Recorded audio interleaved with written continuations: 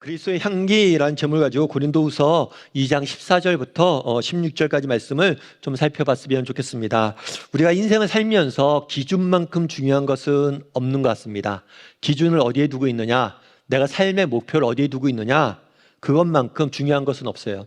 왜냐하면 우리의 삶의 기준이나 목표에 따라서 우리의 삶의 태도나 자세가 달라지기 때문이에요.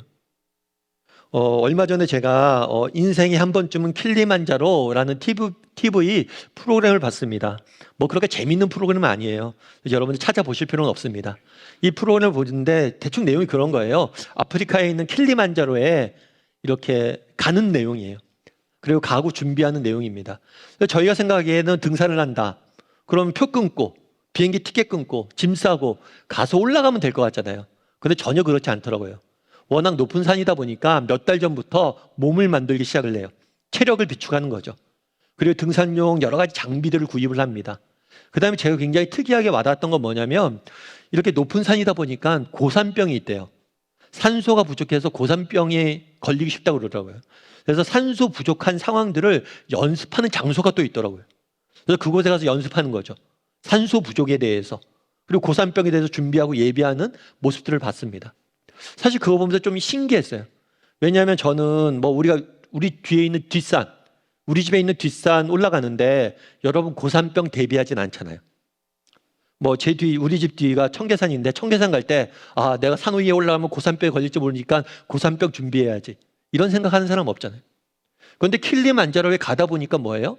그런 것들 대비해야 되는 거예요. 다르게 말하면 내가 목표가 무엇이냐? 내가 기준을 어디에 잡고 있느냐? 그거에 따라서 삶의 태도나 자세, 또 준비하는 것들이 달라지는 거예요. 그래서 정말 우리 인생을 의미 있고 가치 있고 정말 우리 인생을 잘 살기 위해서 꼭 필요한 게 있어요. 그건 뭐냐면 기준을 잘 설정하는 거예요. 기준을 잘 설정하고 기준을 재조정하는 작업들을 늘 해야 됩니다. 그래서 늘 물어보세요. 나는 내 삶의 기준은 어디에 맞춰져 있는가? 내 삶의 목표는 어디에 맞춰져 있는가? 목표와 기준이 잘못 맞춰져 있으면 우리의 삶은 의미 없이 낭비하게 되는 경우들이 많습니다. 오늘 우리가 함께 고린도 후서 말씀을 읽었어요. 이 고린도 후서 말씀은 바울이라는 사람이 고린도 교인들에게 보낸 편지예요.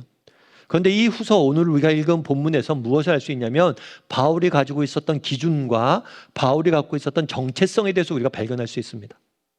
그래서 바울은 어떤 기준을 갖고 살았는지 우리가 좀 살펴보길 원해요. 그리고 또 그렇다면 우리는 어떤 기준을 갖고 이 땅을 살아야 될지에 대해서 함께 고민하고 나누는 시간들을 좀 가졌으면 좋겠습니다. 첫 번째로 살펴보기 원하는 것은 오늘 본문에서 하나님 앞에서라는 표현이에요. 하나님 앞에서.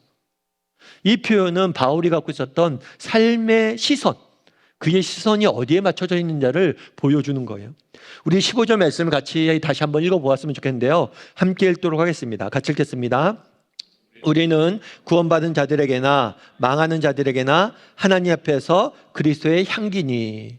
바울은 우리는 이라고 시작합니다. 이 우리라는 표현은 나와 편지를 받는 너희 고린도 교회 교인들, 나아가서는 성도들은 우리 모두는 이런 의미예요. 우리 모두는 뭐라고요? 하나님 앞에서 그리스도의 향기다 라고 이야기를 합니다. 여러분, 그럼 여기서 향기란 무엇일까요? 향기란 국어사전에 보면 그런 거죠. 우리의 기분을 좋게 하는 냄새. 어떤 냄새를 맡았는데 굉장히 기분이 좋아져요. 그런 것들을 향기라고 이야기를 합니다. 그런데 성경에서는 이 향기가 조금 다르게 쓰여요. 구약 성경에 보면 이 향기는 어떨 때 쓰이냐면 하나님 앞에 우리가 제사를 드리잖아요. 이 제사를 드릴 때 나오는 냄새, 제사를 드릴 때 나타나는 냄새가 이 향기입니다. 우리 출애굽기 29장 25절 말씀이 있는데요. 한번 같이 읽어볼까요? 같이 읽도록 하겠습니다. 너는 그것을 그들의 손에서 가져다가 제단 위에서 번제물을 더하여 불사르라. 이는 여호와 앞에 향기로운 냄새니 곧 여호와께 드리는 화제니라. 구약 성경에 보면 하나님께 제사를 드리는데 제사의 종류가 다양하게 설명하고 있습니다. 그런데 하나님 앞에 드리는 제사 중에 하나가 뭐가 있냐면 화제가 있어요. 화제. 화제는 뭐냐면 우리가 드리는 제물을 불에 불사르는 거예요. 태우는 거예요. 그런데 제물을 불사르면 어떤 일이 일어날까요? 제물이 타겠죠. 제물이 타면서 냄새가 나요. 향기가 나요. 이 제물을 태울 때 나는 냄새, 이것이 바로 향기예요. 그래서 바울은 뭐라고 표현하냐면 하나님 앞에서 향기다라고 표현한 거예요. 그럼 여기서 알 수 있는 것은 무엇일까요? 바울은 어떤 생각을 갖고 있었냐면 성도의 삶이란 무엇이냐? 그것은 하나님께 드리는 제물에서 나오는 향기와 같다는 거예요. 달리 말하면 성도의 삶은 하나님께 드리는 제사라는 거예요. 바울은 늘 그런 생각이 있었던 거죠. 나는 하나님 앞에서 살아가는 존재다. 나는 내 삶은 하나님께 드리는 제사다. 이런 개념을 갖고 살아가는 거예요.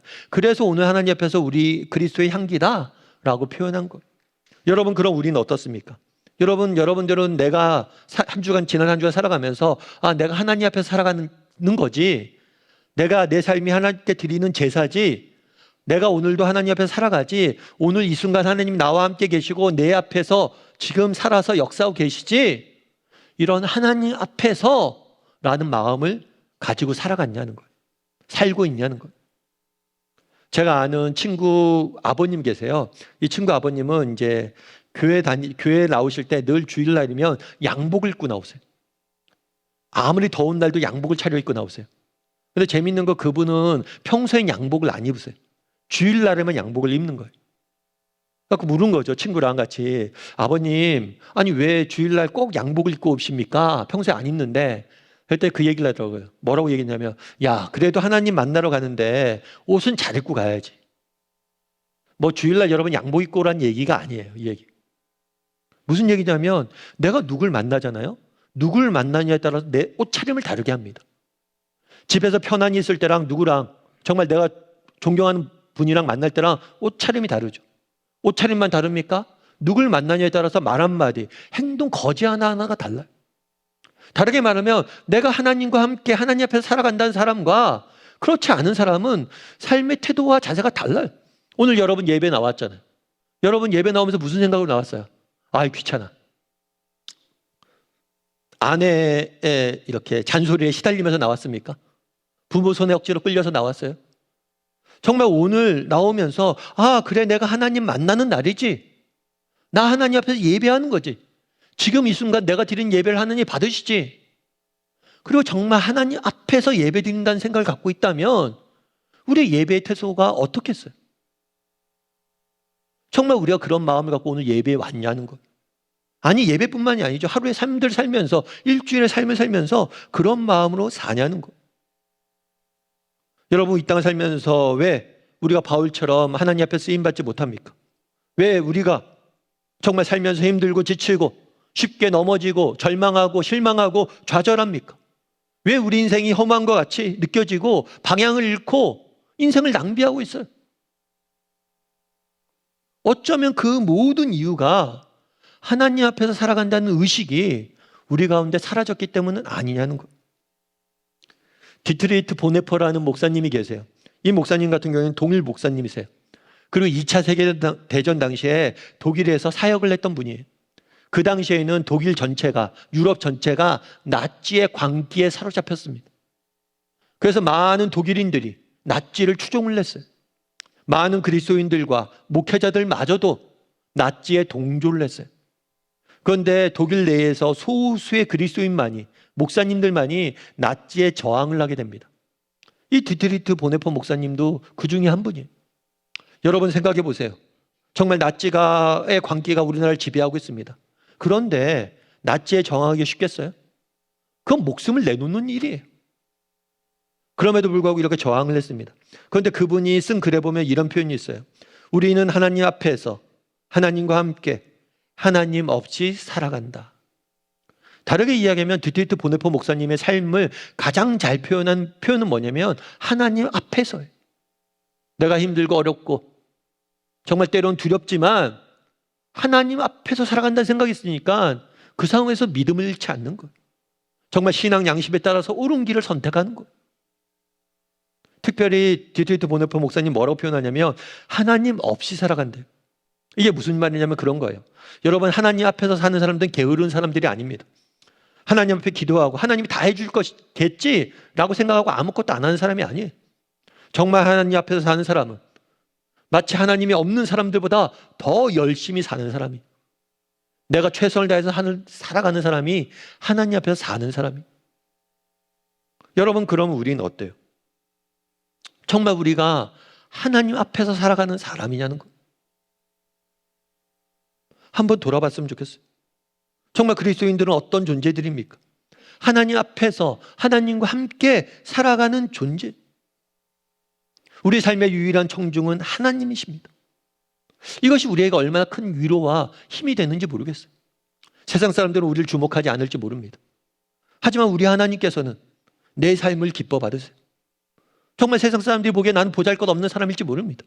하지만 우리 하나님께서는 내 삶을 소중히 여기고 내 삶을 기뻐 받으세요. 지금도 우리가 말을 하는 것, 우리가 살아가는 이 삶을, 이 예배를 기뻐하고 즐거워 받으신다는 거예요. 제가 아는 아나운서가 있습니다. 이 아나운서 같은 경우는 스포츠 방송국에서 일하는 아나운서예요. 그러니까 스포츠 중계를 하는 분이죠. 스포츠 중계를 하는 분인데 한 번은 이제 축구 경기를 보러 갔대요. 이제 자기 일하러 간 게 아니라 축구 경기를 그냥 구경 간 거죠. 구경 갔는데 누굴 만났냐면 차범근 감독을 만났다고 그러더라고요. 아마 축구 좋아하시는 분은 차범근 감독을 다 알 거예요. 근데 이 차범근 감독은 우리나라 축구 역사의 레전드예요, 레전드. 그래서 우리나라 국가대표로 최다 경기에 출전을 했고 국가대표로 최다 골을 넣었어요. 그리고 그 당시에는 굉장히 흔하지 않았던 유럽까지 진출을 해서 유럽에서도 굉장히 활약을 했던 그런 전설 같은 선수예요.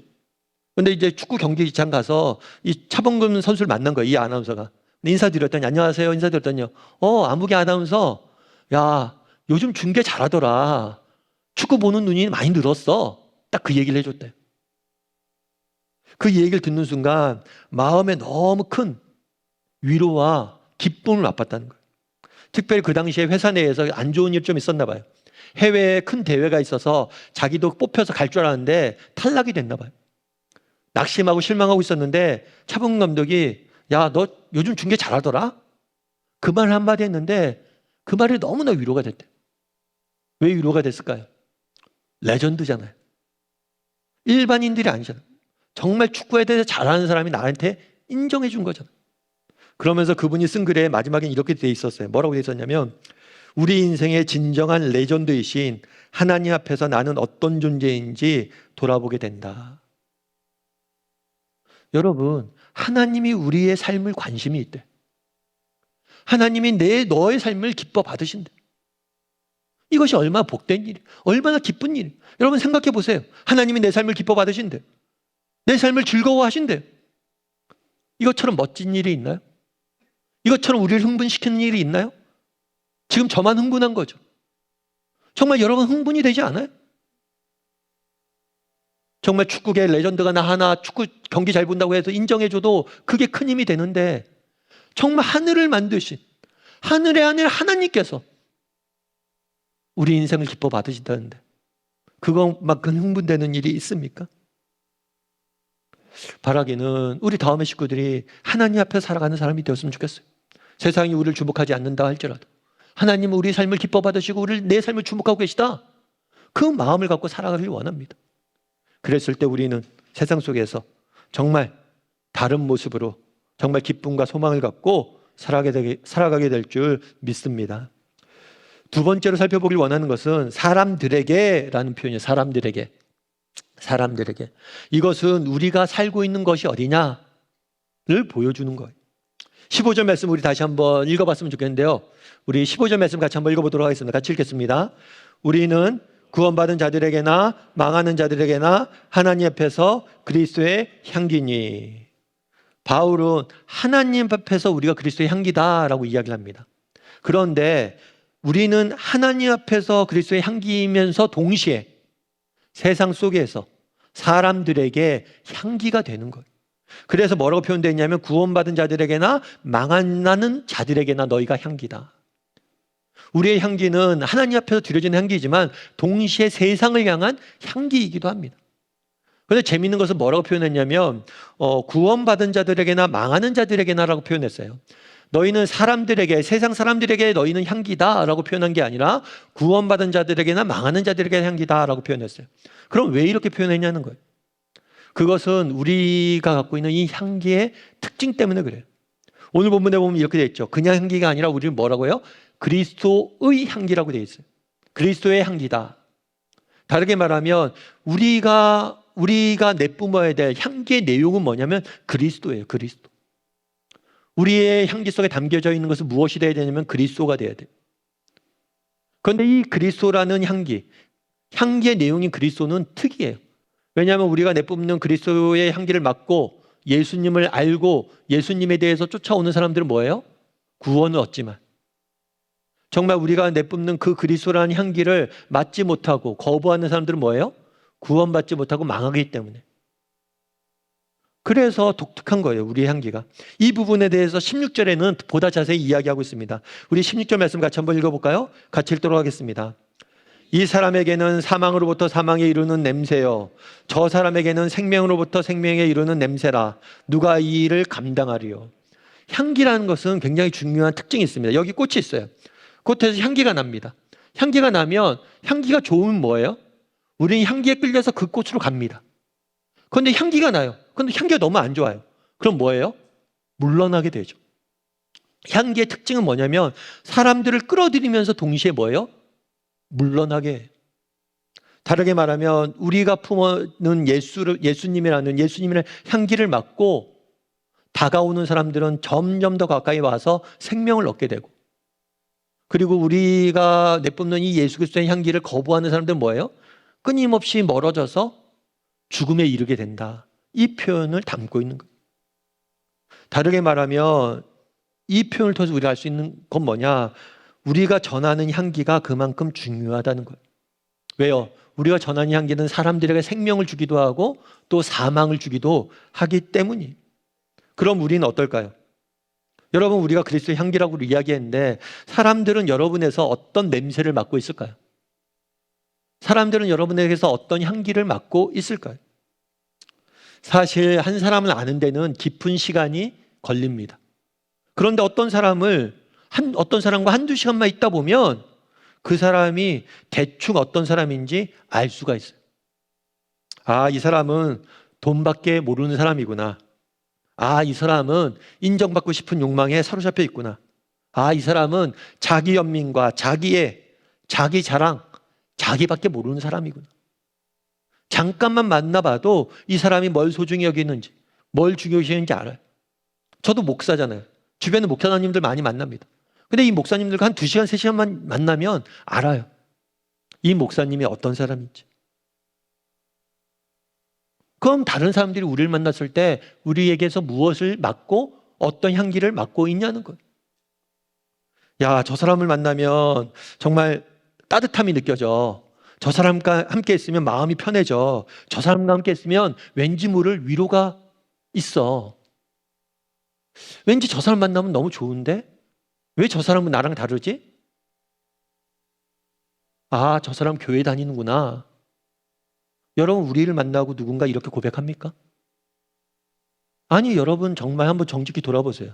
내 삶 가운데 나는 어떤 향기를 내뿜고 있습니까? 정말 우리의 모습 속에서 무엇이 나타나고 무엇이 전해지고 있냐는 거. 한번 돌아봤으면 좋겠어요. 내 삶 가운데 무슨 향기가 드러나고 있는지. 지난주에 토요일 날 저희가 이런 에코 문화마을 축제라는 걸 했어요. 이게 뭐냐면 이 지역에 있는 뭐 복지관이나 다양한 단체들이 모여서 이제 전시회 같은 걸 하는 거예요. 자기 사역들 소개하고. 이거는 주로 관공서에서 주관한 거기 때문에 관공서에서 주관하는 행사에는 종교단체 절대 초청하지 않습니다. 그런데 감사하게도 우리 다음영어 도서관을 초청을 했어요. 감사한 일이죠. 원래는 안 하는데. 그래서 저희가 이제 책도 지난번 광고했던 것처럼 여러분들 책도 기증해서 책도 나눠주고 선물도 드리고 그랬어요. 근데 저희가 이제 이런 축제를 하다 보니까 유인물 하나 만들어서 유인물 나눠줬어요. 영어 도서관 유인물. 그런데 사람들이 유인물 딱 보고 밑에 조그맣게 다음교회라고 적어놨거든요. 딱 교회라는 이름을 딱 보더니만 무조건 안 받는 거예요. 그래서 나중에 어떻게 했냐면 다음교회 이름을 매직으로 지우고 나눠줬어요. 참 그걸 보면서 그렇게 했다는 얘기를 들으면서 제가 많은 생각들이 들었어요. 물론 그러니까 그만큼 세상이 교회를 보는 눈이 좋지 않은 거죠. 물론 그것이 그들의 잘못일 수도 있어요. 하지만 우리의 잘못도 있잖아요. 우리가 그들이 보기에 정말 그리스도인 하면 아, 좋은 사람들, 아, 그리스도인 하면 존경할 만한 사람들, 아, 그리스도인 하면 뭔가 다른 사람들, 선한 사람들, 이런 이미지를 우리가 못 준 것도 우리 책임이잖아요. 지금 환대 21을 캠페인하고 있습니다. 정말 이렇게 환대 20일을 하는 것도 그런 이유예요. 정말 우리 주변 사람들에게, 내 가까이 있는 사람에게 최소한 우리 그리스도인들이 친절한 사람이구나. 아, 저 사람들은 다른 사람을 먼저 배려하는 사람이구나. 아, 저 사람들은 자기보다는 다른 사람에게 조금 더 관심이 있는 사람이구나. 이렇게 느껴져야 되잖아요. 이렇게 알려져야 되잖아요. 그래야지 우리가 그리스도의 향기가 되는 거잖아요.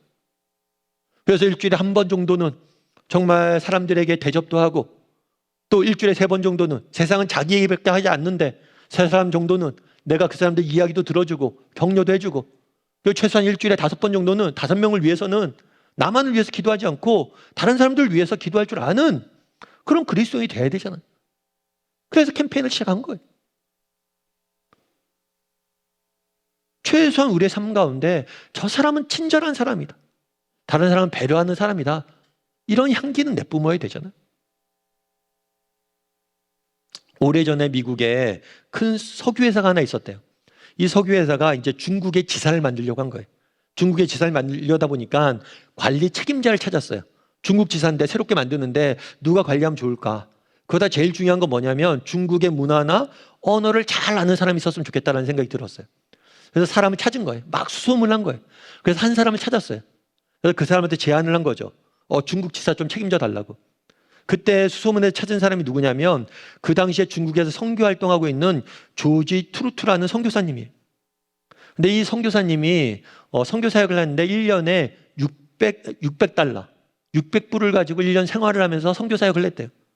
그러니까 정말 어렵게 힘들게 사역을 한 거죠. 근데 그 선교사님한테 뭘 제안했냐면 우리가 연봉을 15,000불 줄 테니까, 15,000달러 줄 테니까 석유회사 지사를 좀 맡아달라고. 연봉을 25배 올려준대요. 여러분들은 어떻게 하겠어요? 옮기겠어요? 안 옮기겠어요? 저라면 고민이 많아질 것 같아요. 잘하면 옮길 수도 있을 것 같아요. 그런데 그분이 이렇게 대답을 했다고 그러더라고요. 참 이 말이 되게 인상적이었어요. 뭐라고 얘기했냐면 제가 받을 연봉은 엄청나게 크지만 당신들이 제안하는 일이 너무 작습니다. 저는 15,000달러를 받고 중국 사람에게 석유를 팔기보다는 지금처럼 600달러를 받고 중국을 그리스도께로 인도하는 것이 저에게 훨씬 더 큰 일입니다. 뭐라고 얘기했냐면 정말 당신들이 저에게 보상을 주겠다는 돈은 너무 큰 돈입니다. 그 돈이 작지 않다는 걸 내가 압니다. 하지만 저는 좀 더 큰 일을 하고 싶습니다. 참 도전이 많이 되더라고요. 여러분, 우리가 이 땅을 살면서 해야 될 일들이 많습니다. 여러분, 세상 나가서 일도 해야죠. 직장에서 인정도 받아야 되고, 정말 돈도 벌고, 우리가 갖고 있는 꿈들도 이루고, 가정도 꾸리고, 자녀들도 정말 좋은 환경에서 키울 수 있도록 열심히 살아야죠. 정말 해야 될 우리 일들이 많습니다. 그런데 정말 우리가 해야 될 큰 일은 뭐냐는 거예요. 정말 해야 될 소중한 일들은 우리의 삶 가운데 그리스도가 나타나는 거예요. 우리가 그리스도의 향기가 되는 거예요. 정말 내 주변에 있는 사람들을 만났을 때, 그 사람들이 나를 만났을 때, 야, 저 사람 만나면 정말 마음 편해져. 저 사람과 괜히 조금이라도 시간 보내고 싶어. 저 사람을 만나면 내가 뭔가 모를 위로를 받아. 그런 사람이 되는 것보다 우리 세상에 큰 일은 없어요. 그리스도의 향기가 되는 것보다 소중한 것은 없습니다. 바라기는 정말 우리 다음의 식구들이 정말 세상을 우리가 살아가야 되잖아요. 해야 될 많은 일들이 있습니다. 그거 열심히 하십시오. 하지만 정말 가치 있는 일을 했으면 좋겠어요. 그것은 무엇입니까? 그리스도의 향기가 되었으면 좋겠습니다. 그래서 사람들에게 그리스도의 향기가 되는 저와 여러분이 되기를 주님의 이름으로 소원합니다. 마지막으로 살펴보고 원하는 것은 그리스도 안에서라는 표현이에요. 이 표현은 우리가 어떻게 그리스도의 향기가 될 수 있는지를 보여주는 표현이에요. 우리 15절 말씀을 다시 한번 읽어봤으면 좋겠습니다. 같이 읽도록 하겠습니다. 우리는 구원받은 자들에게나 망하는 자들에게나 하나님 앞에서 그리스도의 향기니, 향기라고 되어 있어요. 그런데 우리는 1차적으로 하나님 앞에서 향기입니다. 또 세상 사람들을 향한 세상의 향기가 되어야 돼요. 그리고 또 한 가지 향기를 하는데 수식어가 하나 붙어요. 그건 뭐냐면 그리스도의 향기다. 그렇다면 이 그리스도의라는 표현은 어떤 표현이냐? 앞서 얘기했던 것처럼 이것은 우리가 내뿜어야 될 향기의 내용이기도 합니다. 우리의 삶 가운데 그리스도의 향기가 나타나야 돼. 그리스도의 모습이 나타나야 돼. 그런데 동시에 이 의란 표현은 뭐냐면 우리가 나타내야 될 향기의 모습이기도 하지만 우리가 보여야 될 향기의 원천이기도 해요. 다르게 이야기하면 우리가 이 향기는 어디서부터 나옵니까? 그리스도로부터 나오는 거예요. 14절은 이 부분에서 좀 더 명확히 이야기합니다. 우리 14절 말씀 같이 한번 읽어볼까요? 같이 읽도록 하겠습니다. 항상 우리를 그리스도 안에서 이기게 하시고 우리로 하여금 각처에서 그리스도를 아는 냄새를 나타내시는 하나님께 감사하노라. 뭐라고 얘기하냐면 하나님께 감사하자. 왜? 하나님께서 우리를 통해서 뭐예요? 예수님을 아는 향기를 나타내게 하신다는 거예요. 그러니까 우리가 그리스도의 향기가 되는 것은 내 힘으로 되는 게 아니에요. 내가 열심히 노력해서 되는 게 아니에요. 이것들 이루어 가시는 분 누구라고요? 하나님이에요. 하나님. 저도 마찬가지예요. 저도 목사예요. 목사인데 제가 목사 타이틀 떼고 정말 어디선가 누군가를 만났어요. 만나서 대화를 나누고 함께 삶을 삽니다. 그랬을 때 그 사람이 야, 저 사람 뭔가 다른데? 혹시 성직자 아니세요? 이런 이야기를 내가 들을 수 있을까? 사실 자신 없어요. 내 삶의 모습이 내가 열심히 노력한다고 해도 그런 성자와 가깝지 않은 모습일 거예요.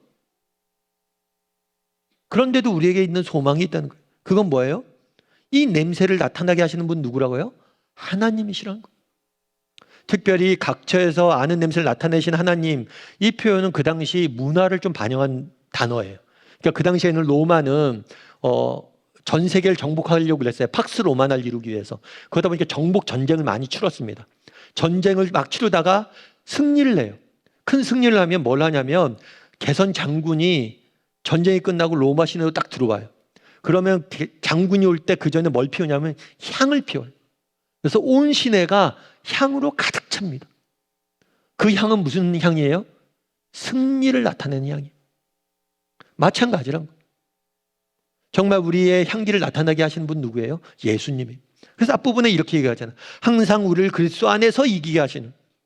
우리를 어떻게 한다고요? 그리스도 안에서 이기게 하시는 거예요. 다르게 말하면 우리가 어떻게 하면 그리스도의 향기가 될 수 있습니까? 그것은 그리스도 안에 있을 때 가능한 거예요. 우리가 인간적으로 노력을 내서 정말 우리가 그리스도의 향기가 될 수 없어요. 인간적으로 노력을 내서 내가 성인 군자가 될 수 없어요. 다만 우리가 할 수 있는 것들이 있어요. 그건 뭐예요? 그리스도 안에 있는 거예요. 정말 하나님의 사랑을 묵상하고 정말 하나님의 은혜 가운데 들어가고 정말 매일같이 하나님을 만나고 매일같이 하나님을 만나고 그분과 교제 나누고 그러다 보면 그리스도의 그 향기가 자연스럽게 우리가 물드는 거예요. 우리가 억지로 하는 게 아니라 물들어야 돼. 어디 안에서? 그리스도 안에서. 그리스도 알고 그분을 배우다 보면 자연스럽게 우리가 물드는 거예요. 그랬을 때 우리가 향기가 될 수 있다는 거예요. 정말 우리 가운데도 이런 확신이 있었으면 좋겠습니다. 어떤 확신이 있었으면 좋겠어요? 우리를 승리케 하실 것이다. 항상 우리를 그리스도 안에서 이기게 하시고 항상 우리를 그리스도 안에서 이기게 하시고 아까 에콘 문화마을 축제에서 사람들이 이제 교회 이름 적혀져 있다고 그러면 내용도 보지도 않고 안 받았다 이런 말씀을 드렸는데 사실 요즘 교회에 대한 이미지가 좋지 않습니다. 그리고 어떤 통계를 보니까 갤럽에서 한 통계를 보니까 지난 10년 동안 교회에 다니는 그리스도인들이 50%가 줄었대요.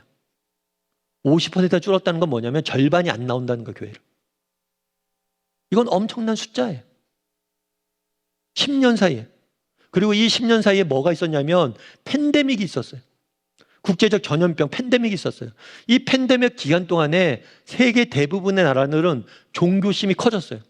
왜냐하면 사람들이 죽음을 경험하니까 종교를 찾은 거죠. 그런데 오히려 우리는 팬데믹 기간 동안에 기독교인과 훨씬 더 절반으로 감소를 한 거예요. 너무나 안타까운 일이죠. 그리고 앞으로도 그런 얘기를 합니다. 전망이 좋지가 않아요. 점점 수가 줄 거라고 이야기해요. 마음에 답답함들이 있어요. 어떻게 될까 고민이 있어요. 그래 정말 저희가 교회 개척 초기부터 열심히 노력했던 거죠. 정말 우리를 위해서 쓰기보다는 세상을 위해서 쓰고 정말 우리 재정의 3분의 1을 세상을 위해서 쓰고 뭔가 기독교인들이 자기만 아는 사람이 아니라 정말 세상을 섬기는 사람들이구나 보여주기 위해서 노력했어요. 그럼에도 불구하고 그거는 뭐 자금 돌 하나 던지는 거죠. 답답해요. 그럼에도 불구하고 우리에게 소망이 있습니다. 왜요? 그리스도가 계시잖아요. 항상 우리를 승리케 하시는 그분이 계시잖아요. 뭐 두려울 게 뭐가 있냐는 거예요.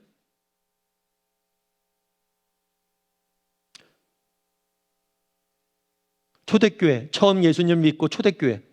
정말 초대교회는 역사상 가장 어려운 시대에 살았던 성도들입니다. 그들은 역사상 유례가 없었던 잔혹한 박해를 300년 이상 당해야만 했어요. 예수님을 믿는다는 이유만으로 사자굴에 던져지고 십자가에 못 박히고 불에 화형되고, 그리고 이렇게 잔혹한 핍박을 받았는데 그 중에 70%는 아무것도 가진 것이 없는 노예들이었어요. 그리스도인들의 대부분은 노예들입니다. 그리고 어제도 오늘도 계속해서 핍박받는 이야기들만 계속해서 들려나요. 그런데 그들은 늘 모여서 함께 기도하고 말씀 보고 성조의 교제를 나눕니다. 그리고 교제가 모임이 끝나면 늘 나누던 인사가 있었대요. 그게 뭐냐면 데오 그라시아스, 하나님께 감사합니다. 늘 그 말을 나누었대요. 그들은 주변에서 정말 그리스도인들에 대한 핍박이 있다는 소식을 들었습니다. 아무개가 잡혀갔대. 아무개가 감옥에 갇혔대. 아무개가 내일 처형된대. 그러면 그들은 이렇게 기도합니다. 주여, 우리에게 핍박이 오면 그것들을 이길 힘들 주시옵소서. 그리고 그런 다음에 헤어질 때는 늘 이렇게 인사했다고 이야기합니다. 데오 그라시아스, 하나님께 감사합시다. 로마의 사자굴에 끌려가기 전날 밤 함께 기도합니다. 그리고 마지막으로 인사를 나눕니다. 데오 그라시아스, 하나님께 감사합니다. 왜요? 그분이 우리를 승리케 하실 것이기 때문이에요. 우리는 안 되지만 그분이 우리에게 계시기 때문이에요. 우리가 해야 될 일은 무엇입니까? 그리스도 안에만 있으면 돼요. 그분만 붙잡으면 돼요. 여러분, 우리가 세상 사는 게 얼마나 힘들고 지칩니까? 세상 사는 게 쉽지 않잖아요. 그래도 우리가 정말 낙심하지 말고 갈 수 있는 이유가 있어요. 그건 뭐예요? 우리 하나님이 계시잖아요. 항상 우리를 승리케 하시는 그분이 계시잖아요. 그래서 정말 그분을 바라봤으면 좋겠어요. 그리고 바울이 이야기했던 것처럼 오늘 본문에 뭐라고 이야기합니까? 항상 우리를 그리스도 안에서 이기게 하시고 각처에 그리스도의 향기를 내뿜게 하시는 하나님께 감사하자. 정말 하나님께 소망을 두고 늘 하나님께 감사하며 또 세상 속을 살아가는 저나 여러분이 되기를 주님의 이름으로 소원합니다.